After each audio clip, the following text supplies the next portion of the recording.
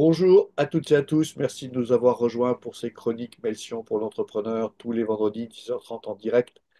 Nous essayons de partager avec vous des idées qui nous semblent importantes, intéressantes à intégrer dans votre réflexion du week-end. Mais vous pouvez aussi nous retrouver sur les réseaux sociaux et sur notre chaîne YouTube. Et là, vous pouvez consommer ces chroniques comme vous le souhaitez, en podcast, en faisant du vélo ou bien simplement en prenant quelques minutes pour réfléchir. Alors, Damien, Ici présent. comment vas-tu, Damien? Je vais très très bien. Je vais vous parler d'aventure, d'exotisme, mais aussi d'aventure intérieure.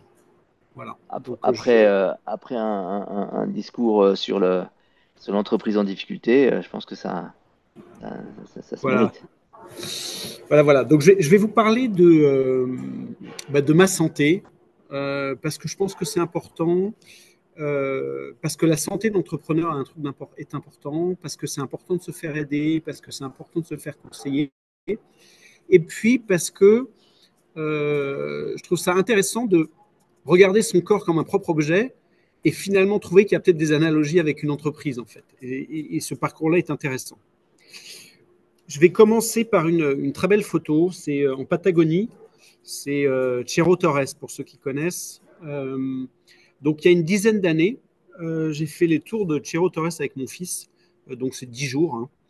C'est une belle balade en autonomie totale. Et ce qui est intéressant, c'est que donc en autonomie totale, on a la nourriture dans son sac à dos, donc des petits plats lyophilisés, et ça me permettait en fait de compter les calories que je consommais. Et là, je me suis dit, c'est étonnant, en fait, dans des conditions assez extrêmes, le nombre de calories que je consomme et dont j'ai besoin n'est pas aussi élevé que ce que je pensais. Donc ça a été la première prise de conscience intéressante, puisque je pouvais mesurer. La deuxième chose qui était intéressante pour moi, c'est de constater aussi que l'âge est en fait une notion assez relative. J'étais dans un groupe de marcheurs, j'étais le plus âgé. Mon fils a eu un problème de genou, c'est moi qui me suis tapé les tentes ensuite, et c'est moi qui menais la cadence. Et donc, ça, c'est une bonne nouvelle. Ça veut dire que je ne parle pas de jeunesse éternelle, mais je pense qu'en fait, qu'en prenant soin de soi et en prenant soin de son corps, en fait, on peut maintenir des niveaux d'énergie relativement élevés pendant assez longtemps.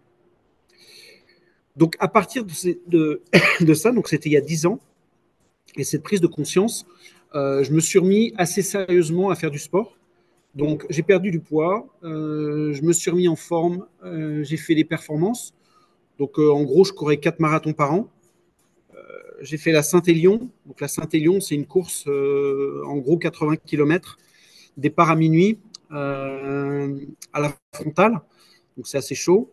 J'ai fait une préparation à l'Ironman et j'ai fait une course classique en Suède qui est un 300 km en vélo. Donc, j'étais quand même relativement fit à l'époque, avec un niveau d'énergie qui n'a pas beaucoup changé. En revanche, dans mon changement de régime, pas de changements fondamentaux. Deux choses qui me reviennent à l'esprit, c'est j'ai supprimé les charcuteries roses quand j'ai compris pourquoi elles étaient roses. Donc ça, c'est le premier point. Et le deuxième point, j'ai supprimé toutes les boissons énergétiques parce que ça me causait des problèmes rénaux, des calculs rénaux en fait, extrêmement douloureux. Et quand on court, c'est pas très agréable. Et puis, par contre, j'avais des fringales. Donc, mes fringales, c'était les M&M's à 11 h du soir. Hein. Je descendais de l'appartement pour m'acheter mon paquet, du coca, avec un effet yo-yo absolument incroyable. Ça allait bien, et puis tout d'un coup, il fallait que je bouffe du sucre. Quoi. Et puis, évidemment, les bonnes choses ont une fin.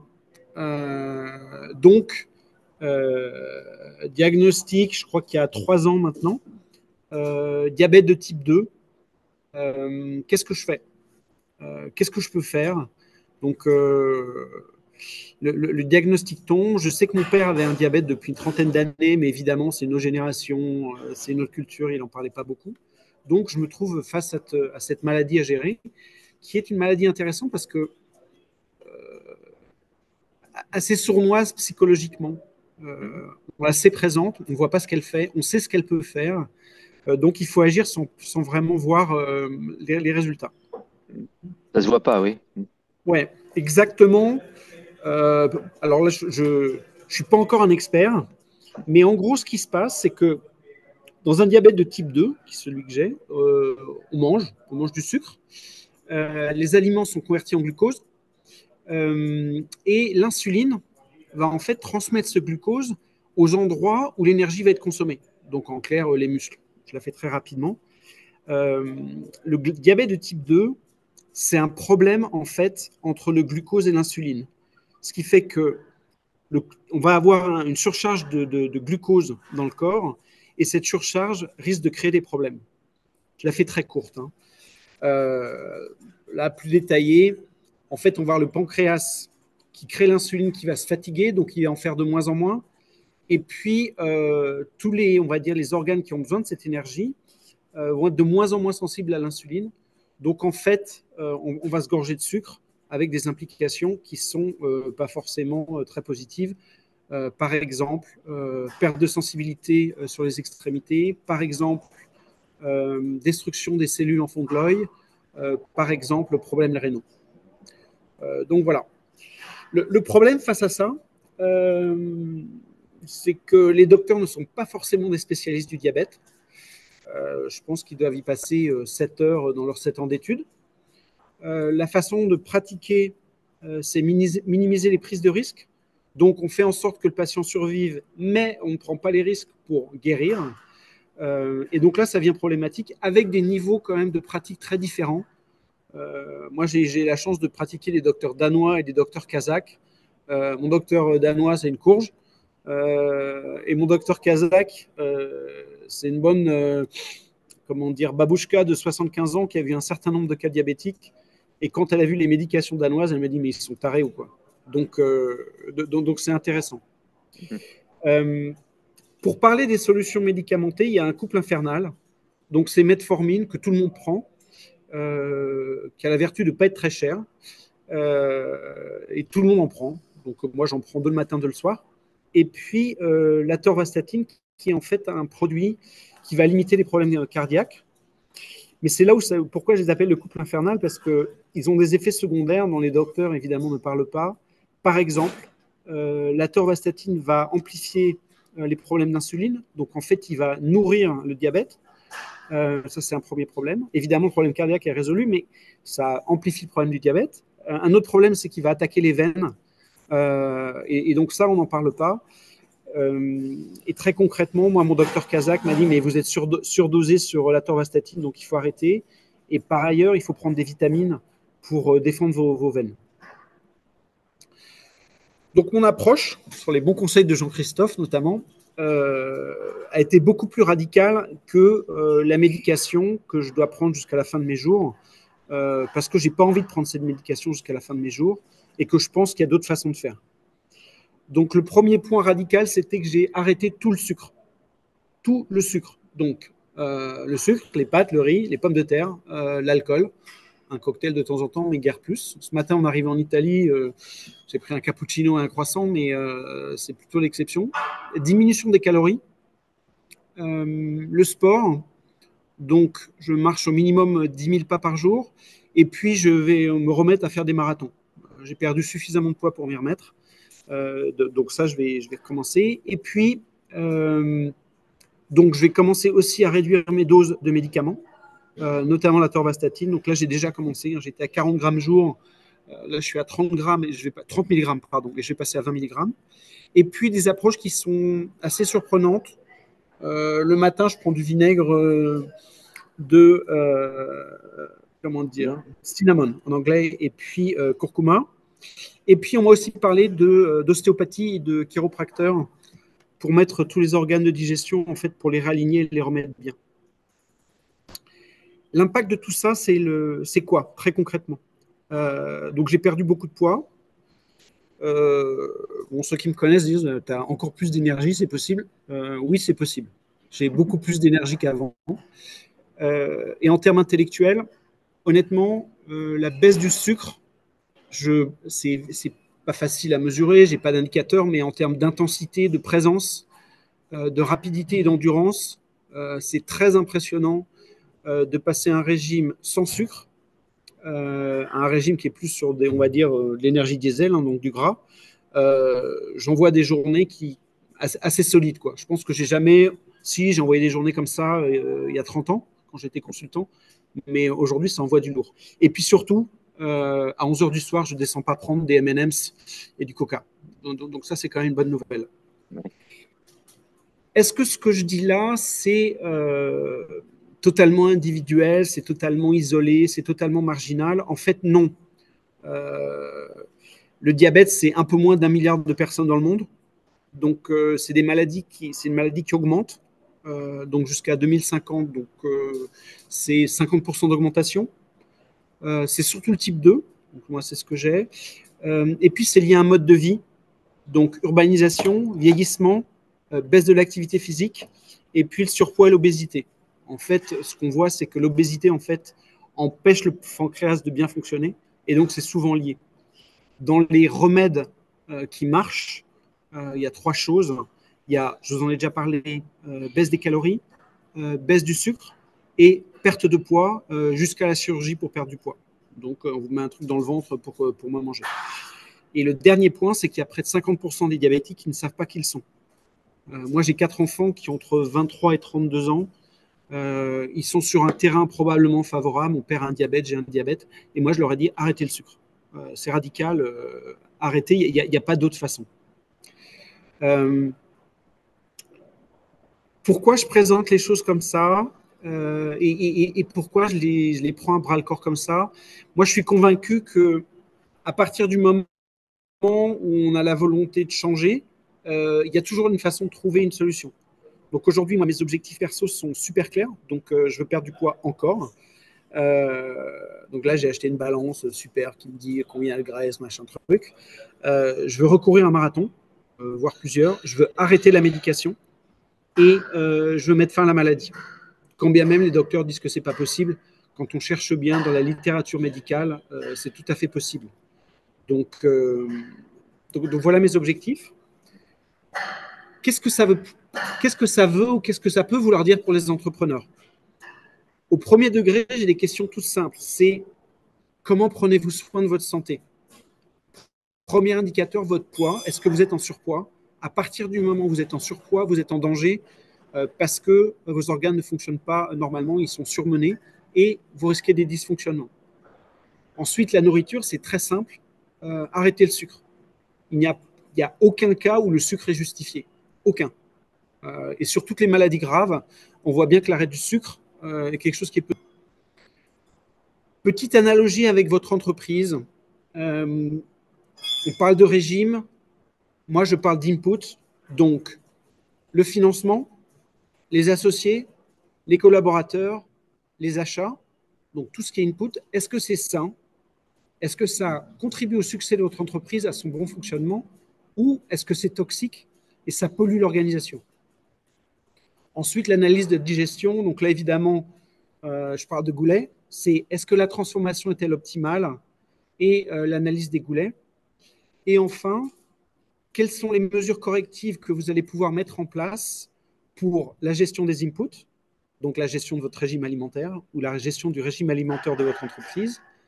Qu'est-ce que vous allez pouvoir mettre en place pour la digestion, donc la transformation des inputs pour la output? Est-ce que c'est optimal? Est-ce que c'est fluide? Ou est-ce qu'il y a des goulets ou des éléments toxiques? Et comment gérer tout ça? Touk, touk, touk. Mon ordinateur est bloqué. Hop. Je vais juste regarder, je vais revenir. Non, c'était en fait la dernière slide. Voilà, tout simplement. Voilà ce que j'avais à vous dire aujourd'hui et vous partager aujourd'hui. Écoute, merci beaucoup, Damien. Dans la formation qu'on a organisée depuis 5 ans pour tous les gens qui veulent accompagner les entrepreneurs, on avait depuis le début décidé qu'il y avait une des 4 parties de la formation qui était l'hygiène de vie de l'entrepreneur. Et on est effectivement tous convaincus chez Melsion que un entrepreneur qui va pas bien physiquement, la boîte, elle va pas survivre très longtemps, quoi. Donc, euh, c'est, c'est, c'est difficile pour les entrepreneurs d'entendre ça. Euh, il y a un des commandements de Peterson qui est prends soin de toi comme si tu étais quelqu'un dont on avait dont t'avais confié la charge. Hein, c'est l'idée qu'on est toujours vachement meilleur à s'occuper des gouttes qu'il faut donner au chat 2 fois par jour et on y fait très attention ou à son enfant. Mais pour soi, les gouttes, on les prend pas ou on se dit qu'on fera après, quoi. Et en fait, non, c'est pas après. Si on n'est plus là, l'entreprise, elle n'aura personne pour faire, quoi. Donc je pense, un sujet très important de, de, de, de faire. Euh,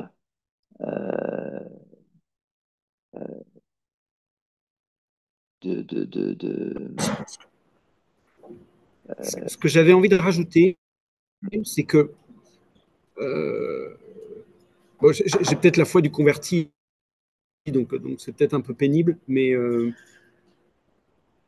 à partir du moment où on rentre dans cette logique-là, on se rend compte que le milieu, en fait, ou la société dans laquelle on vit, n'est pas aidante.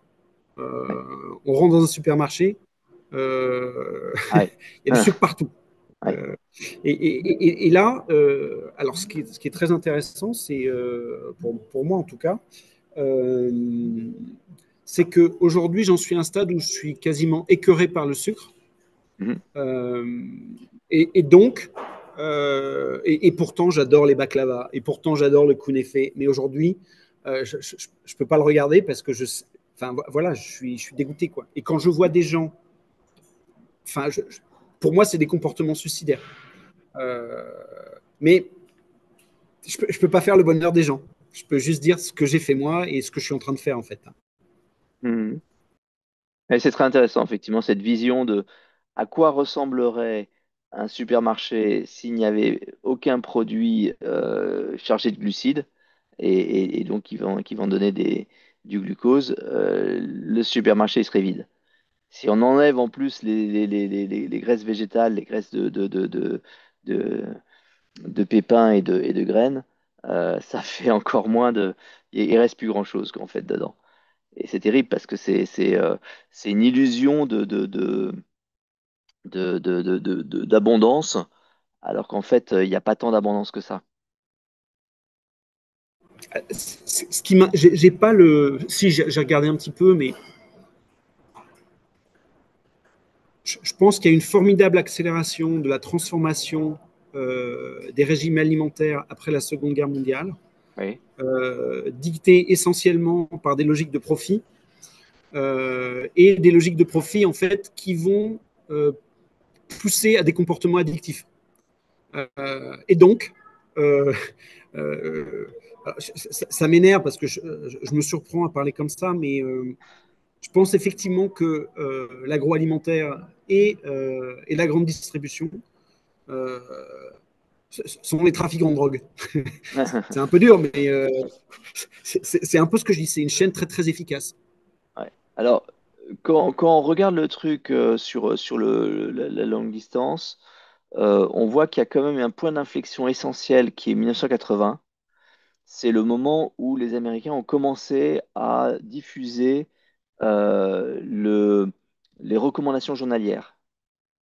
Et donc, c'est le moment où ils ont recommandé d'arrêter les graisses animales, sous l'influence d'ailleurs de militants végétariens. Et, euh, et c'est le moment où on voit donc du coup une chute dans la population américaine de la consommation de viande et de produits animaux. C'est à peu près chuté de 15%. Et une compensation par des graisses végétales. Et ça accompagne en fait une augmentation de la consommation de glucose. Et donc c'est probablement la combinaison glucose plus graisse végétale qui est l'explication de l'explosion du diabète qu'on voit principalement par une explosion de l'obésité. Mais c'est très intéressant de voir que euh, finalement, les Américains ont changé quelque chose à partir de 1980. Et c'est pas, on peut pas dire que c'est à partir de 1980 que le sucre arrive, etc., parce que Coca existait avant, mais c'est plutôt le fait que c'est le moment où, où les recommandations qui ont été faites et qui ont été suivies, parce que contrairement à ce qu'on pense, les gens suivent les recommandations. Donc souvent, vous entendez des médecins en train de dire non, mais euh, si vous suivez les recommandations, c'est bon. Bah, globalement, la population suit les recommandations et ça n'a pas marché. Et l'autre point que je voulais souligner suite à ta présentation, le professeur Kraft, qui était celui qui a mis au point le test de référence sur est-ce qu'on est diabétique, donc en prenant une dose de glucose et puis en testant toutes les demi-heures l'évolution de l'insuline et l'évolution du glucose dans le sang disait, il est décédé il y a 4-5 ans, mais il y a son interview qui est sur Internet, disait que de son expérience, il n'avait jamais vu une maladie cardiaque, donc une crise cardiaque au sens athérome et puis comment dire, artère bouchée, et il n'en avait pas vu de son expérience et sur 45 ans d'expérience qui ne soit, ou 50 ans d'expérience, qui ne soit un diabète éventuellement non diagnostiqué. Donc en fait, on parle de diabète, on dit le diabète, bon, bah, on ne sait même pas qu'on l'a, et la plupart, la moitié de ceux qui l'ont ne le savent pas. Mais en même temps, ce qu'on ne comprend pas, c'est que c'est aussi très probablement la cause des maladies cardiaques et très probablement la cause des maladies de type cancer et très probablement la cause des maladies neurodégénératives. Donc il y a un problème de santé publique majeur et c'est un problème évidemment pour l'entrepreneur d'être pris là-dedans. Et, et l'autre question que je me pose, tout à l'heure, tu disais à quoi ressemblerait un supermarché sans sucre, pour faire simple. Euh, que font les pouvoirs publics Mhm. on se pose des questions de fiscalité, on se pose des questions de santé, on se pose des questions de retraite, mais là, il y a un levier qui est pour moi assez évident, et pourtant, et pourtant c'est compliqué. Visiblement, il y a des intérêts puissants. Écoute, je pense qu'il y a quand même il y a évidemment les intérêts qui jouent dans leur sens. Et malheureusement, ceux qui gagnent le plus d'argent sont ceux qui travaillent autour du sucre et des huiles végétales parce que c'est ça qui a le plus c'est là où il y a les plus fortes marges, sans compter le fait que c'est ceux qui bénéficient le plus des subventions agricoles euh, par par la force des choses. Mais il y a quand même un mouvement de prise de conscience s'est traduit aux États-Unis par le fait que la raison de la victoire de Trump, c'est le ralliement de Robert Kennedy, qui avait 15 à 18% d'intention de vote. Donc ça fait une grosse différence quand tout d'un coup il rejoint. Et il a rejoint en disant, j'ai parlé avec Trump et il est OK, il va me confier un ministère de la Santé et on va faire Maha. Donc il a piraté le mouvement de Trump qui est MAGA, Make America Great Again, en le transformant en Make America Healthy Again. Et donc c'est intéressant parce que aujourd'hui, là, on voit les mesures qu'ils sont en train de prendre. Alors c'est compliqué parce que c'est une guerre, que personne ne se laisse faire, etc. Je ne sais pas si vous avez vu la dernière mesure qui a été signée par Trump, c'est une forme de clause de la nation la plus privilégiée dans le domaine du médicament. En gros, l'Amérique a décidé que maintenant, ils allaient payer le prix le plus faible qu'un laboratoire est prêt à faire à un pays. Ils ont décidé que c'était pas chez eux qu'on gagnerait de l'argent. C'est intéressant. ça va avoir des répercussions énormes. Certainement, les labos vont essayer d'expliquer que ah, bah, à cause de ça, on arrête de livrer tel ou tel pays parce que vous vous rendez compte, si on les livrait au prix où on les livrait avant, et ben, ça répercuterait sur nos ventes aux États-Unis. Ils vont jouer cette carte-là très probablement. Mais ce que je veux dire, c'est qu'il y a des éléments de mise en place du Make America Healthy Again qui sont en train de se mettre en œuvre et j'imagine que ça va du coup revenir en pluie fine sur l'Europe, comme à chaque fois. Donc je suis de ce point de vue-là, sur cet aspect des choses, j'ai une forme d'espoir et on va voir ce que ça va donner.